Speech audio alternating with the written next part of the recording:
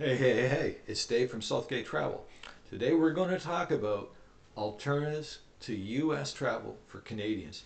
This should be interesting.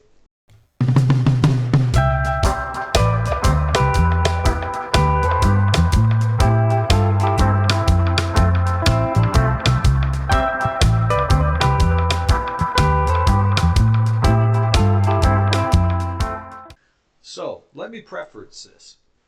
5 years ago, my wife and I started looking for alternatives for U.S. travel for us, purely on economic reasons. So we've been traveling to Myrtle Beach, to Florida, the regular spots that you would go to for Eastern Canada for years. But we knew the prices were rising and we needed alternatives. We were getting more and more interested in the 2 week to 4 week trips, and Airbnb and hotel costs in the US were just going up. Our dollar was going nowhere. And although costs went down for the first year of COVID, once the travel bug came back, costs went right back up. So we've been actively looking for alternatives. Now, let me say up front, obviously there's some political issues and there's some other reasons why Canadians want to travel into the US. I don't want to get into that. Let's just talk about the economics of the travel and what alternatives are out there for you. So let me say up front that we're value travelers. We always have a short list of locations where we're interested in going. And when we're booking, we're looking at the value present at the time. So this year, maybe Portugal's a great deal. Maybe next year it's not. It just depends on the accommodations we're going to book and the travel costs that we see at the time of booking. So we always have a short list. We've always done our research and we are looking for value. Number one on the list, from Atlantic Canada at least, and really for a lot of Canadians currently, is Portugal. We did a month in Portugal last year and loved it. Travel is easy, it's very safe, the food is amazing, and it's not that hard to get back and forth from Eastern Canada to Portugal. So it makes a lot of sense. We know a lot of fellow travelers close to us that are going to Portugal that are there now, and we're getting reports every day. So Portugal is great on value and it's a great safe travel experience.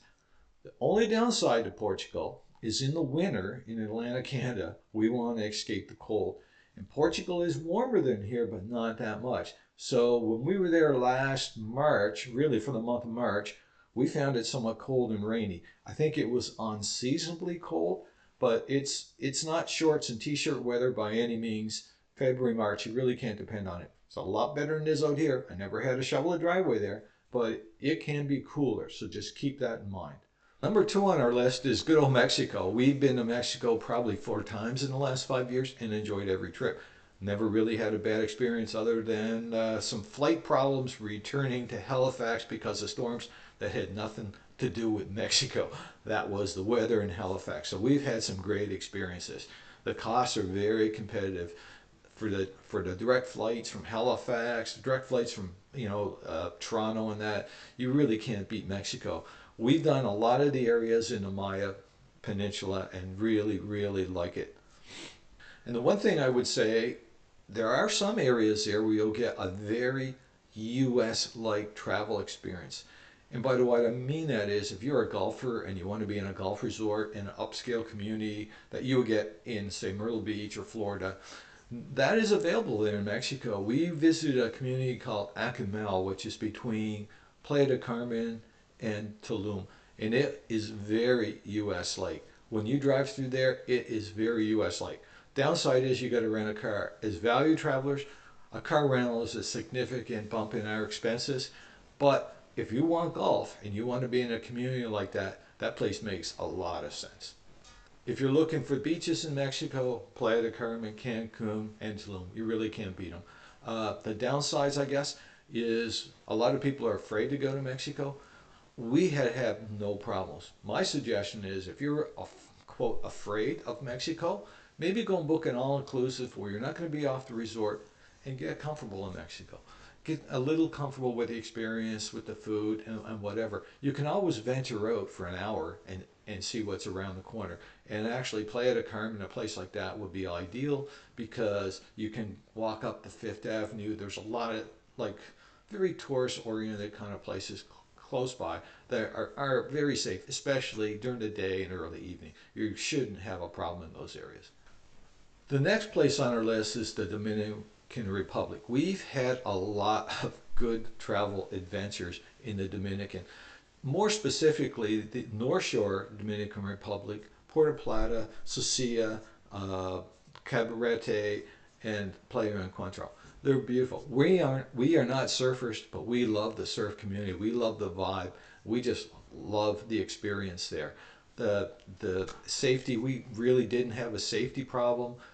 Price wise, you really can't beat it. It's very inexpensive place to go. You'll see a lot of Canadians down there. A lot of Canadians winter in the Dominican every year. And they come back to the same resort. They find their quote safe place, and they're back there every year. So that's a very attractive part of the Dominican.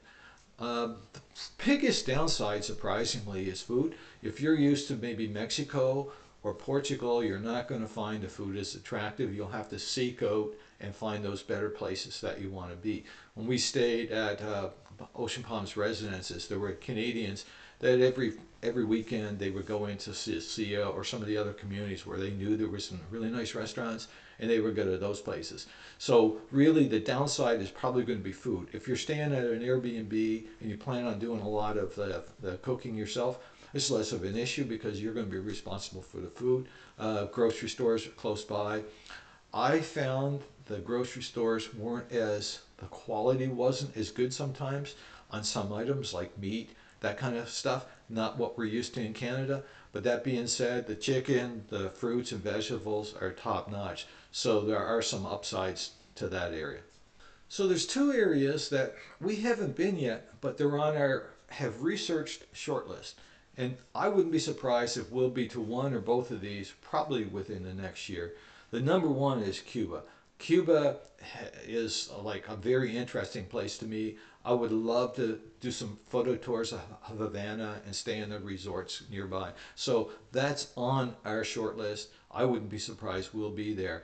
The travel bargains in shoulder season, and I'm talking shoulder, let's call it January and April. From that point on, it's incredible the value you can get there. There's some really good recommendation if you want to get familiar. Finding Fish, one of the YouTubers, he does beautiful resorts of Cuba, and he's very nice. He's able to do the review and said this may or may not be for you. They've had shortages of electricity, of some food items, etc. in Cuba, but on balance, it's your decision, and it may be an interesting place to go. So that's on our list, and I'm sure we'll be there before too long.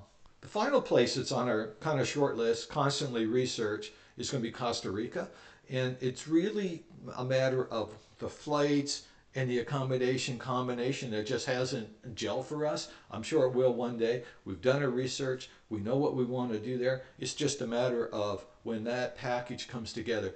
Again, I look at it as kind of similar to the Dominican, especially around the North Shore, at least the areas that we'd be attracted to in Costa Rica. So really, it's just a matter of when that package is going to come together, and that's when we're going to pull the trigger, I'm sure, to go there. So if you're interested in any of these locations, we've recently done some travel videos on Portugal, on the Dominican, and on Mexico. There's a few of our go-to accommodation places that we recommend that are in those videos. So check out our channel. They're there. They're not hard to find. So as you can see, there's lots of options. You don't have to travel into the US. If you've been every year flying to Florida, spend your 2 weeks or 1 month there, you can change and you can make the adjustment. Sometimes you'll have to go on a short exploratory trip and say, oh, hey, Mexico isn't so bad. Or, Portugal is amazing. We have relatives that have done Arizona every year for the last 5 years. This year, on kind of some of our travel advice, I guess, they're in Portugal right now and they're enjoying it. They really, really are. So keep your mind open to these other alternatives, and you'll find some really interesting places to go. Again, if you enjoyed the video, please subscribe, like if you liked it, and any comments or questions you might have on these destinations, we've been there. We can help you out. Anyway, thanks for your time.